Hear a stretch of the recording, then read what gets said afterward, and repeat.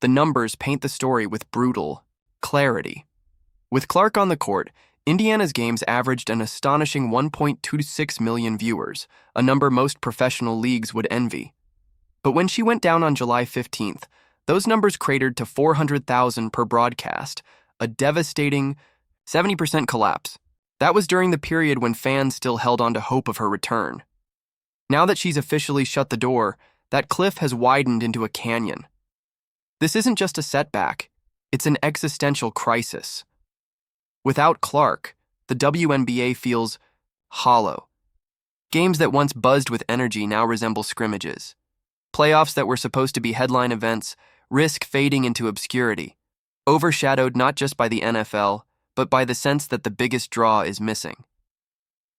When Clark was active, she wasn't just lifting Indiana, she was holding up the entire league.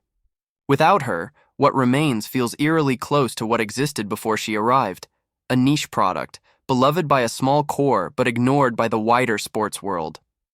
The irony is staggering.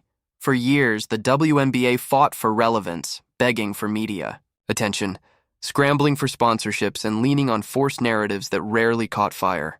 Then came Clark, a phenomenon unlike anything the league had ever seen.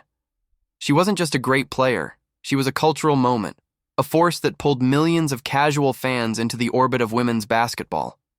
Suddenly, networks like ESPN and ABC prioritized coverage.